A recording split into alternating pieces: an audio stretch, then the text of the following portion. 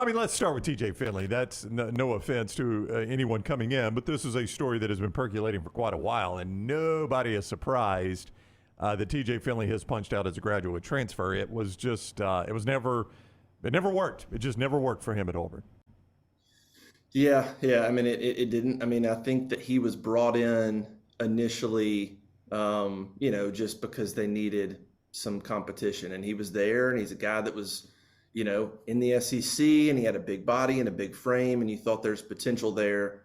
And so you bring him in to compete, and it never really panned out. Obviously, he played a little bit back up against Bo, and then last year, won those first two games, and then they got blown out, and against Penn State, he got hurt, never got back in again. Actually, he got back in the game at Ole Miss for one possession, and he fumbled, and that was it. And then the last four games, he didn't even travel with the team. He wasn't even a part of the team. So, no real surprise. We heard a little bit about him possibly transferring after the season in the winter. I think that the coaching staff probably said, hey, you're so close to graduating, stick around, be a body compete in the spring, whatever, graduate. And so barring just some unbelievable spring where he would have gone out and killed it and won the job, which nobody expected.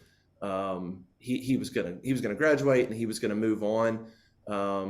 So we'll see where he goes. Maybe back to Louisiana, back home. He's engaged. His fiance is from Louisiana, so it kind of makes sense maybe to go back and have one more year there. But no surprise there with TJ Finley leaving.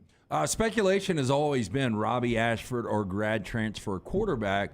Nobody's talking about Holden Geriner, though. What are the chances that Geriner could end up being the guy? I mean, he should be talked about. He came on the last 2 weeks of spring, played well, and I think that if they were to start a game tomorrow, I don't know which way they'd go. I think there's more of a debate there than maybe people are willing to have. I do think of a transfer portal. I've always said if a portal quarterback comes in, he's now the odds-on favorite to start. He's got to be. And then can those other guys beat him out?